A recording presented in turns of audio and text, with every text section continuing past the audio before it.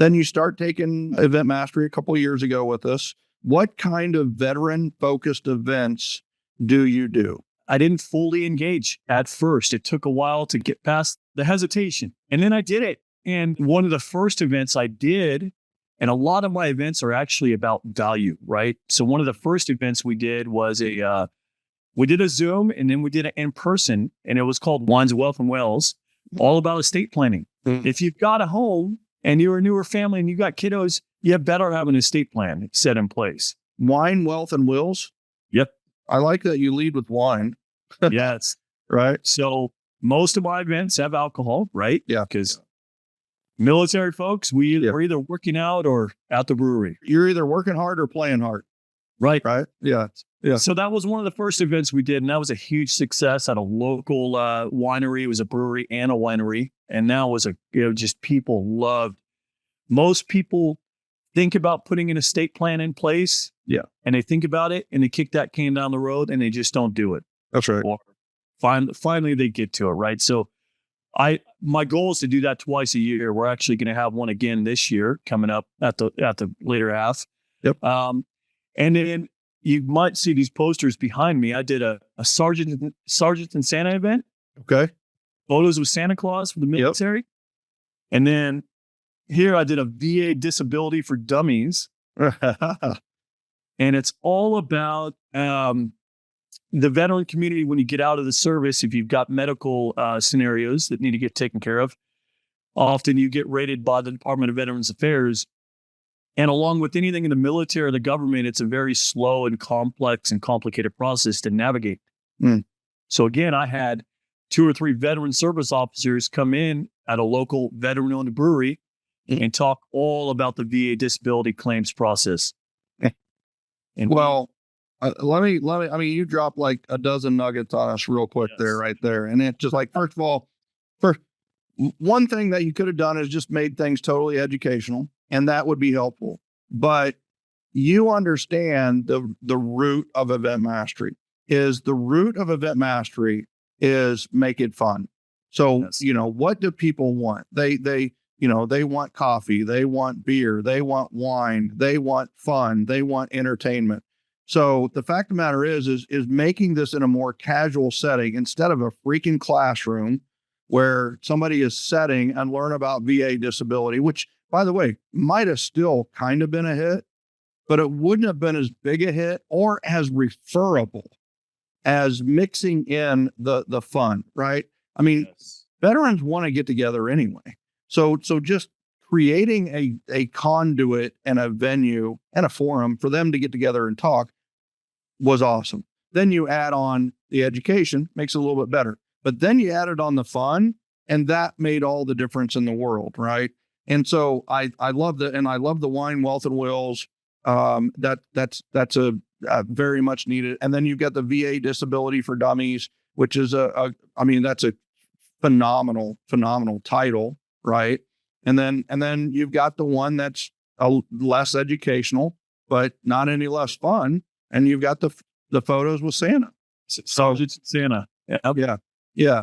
So I love that, and just love the mix of it. Well, what have you seen as the results from these? What have you seen as an outcome? Multiple referrals, outside of real estate. Of course, I'm doing the door entry prize form, and that's your buy-in. That's your ticket to the drinks, to the photos, right? To the main attraction. And it's again, providing value to whether it's referring out to an estate planner, a CPA, a financial advisor, a gym coach, a contractor, and the list goes on. I normally have 7 or 8 of those referral partners, and often they're in the room there at the event, right? Are you talking you have 7 or 8 sponsors for each of these events? The Sergeants and Santa, I think I had 6 or 7. Yeah. That was a little bit more of an expensive event. Yeah. For Santa and his time and photographer and videographer. And so what do you think that cost you total, you personally? Like the Sergeants with Santa? That one, honestly, I believe I probably spent $200 on that one. Yeah. And what was the cost of the event? About $1,800. Yes. Right. So you paid like 1/9, so 11% instead of paying the whole amount. But you had a $2,000 event for $200. Right. And honestly, if you made maybe one or two more calls to sponsors, you might have ended up having a zero-based event. And, did you get any referrals from that event or any business? I got business from it. I'm continuing to get business from it. And again, you've often said it, these events, they compound on each other, right? Right. So that one was back in November, December timeframe, right before the holidays.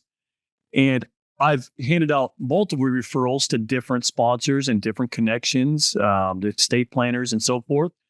And people are just so appreciative. Yep. Of that event. And so they're always thinking about it. They're always going back to it. They're always like, hey, Jake, when's your next event? Can I come to the next year's? Yep, definitely. Yeah. Right. And people ask, like, I've got my truck wrapped, all real estate as well. And people ask, well, what's the direct ROI from it? Right. And I always say, hey, if I get business from it, great. And yes, that's the goal. But it's the long term. It's the top of mind awareness. And it just builds on it. It just builds. That's right. 100%. And, I could see a future. I mean, I can't not go into coaching mode. That's just, I'm just built that way. Is the future of it is maybe advertisement on the back of it from the people that also sponsor, partner your events. And it becomes an upper level tier where it's like, all right, you want to do our 3 events, it's this, but if you want to do these 3 events and be on the back of our truck, it could be this. And then, it's like, oh, I do have a direct ROI on the truck. It's, it's zero based, or I'm making $200 a month on this thing. And it's this awesome service to the clients. Right. So I love that. And I'm a huge moving truck fan. I champion it every time I can. And, just make sure the insurance is phenomenal. But I don't have a moving truck. Yeah, this is my personal truck. It's all okay. But I need to get a moving truck for sure. There you go. Well, man, could you imagine if you had a couple of ads on the bed of the truck, on the back tailgate, right? And so anyway, I mean, I'm an entrepreneur. Let's just sell everything, right? I love it. Yeah. I love it. All right. So you've gotten quite a bit of referrals. You've got sponsor partners. You're running these events at almost zero based. I hope everybody hears that.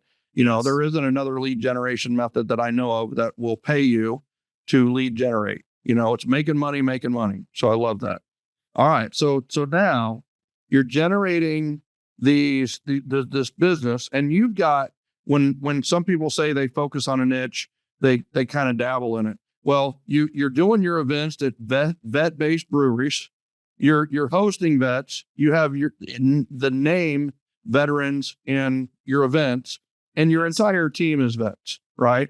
So then the NAR settlement proposal comes out and says, hey, the rules of commission change. And one group that was instantly punched in the gut by the entire thing were the veterans. Because, just to explain this for maybe, we do have people that aren't even in real estate who listen to this. And it's like, and realtors should know this as well. But one of the groups that, if they were going to do a VA loan, then right now they are actually prohibited from paying commission to the buyer's agent directly. Well, starting in August, guess what? And actually, this has already started a little bit, is the new commissions are, it is coming from someone, and it needs to come from the seller, the seller's agent, or the buyer themselves. Well, this would have left veterans in a very underrepresented, or worse, unrepresented position in household. And honestly, the other group that would have been hit hard by this is FHA and Sure. the first time home buyers.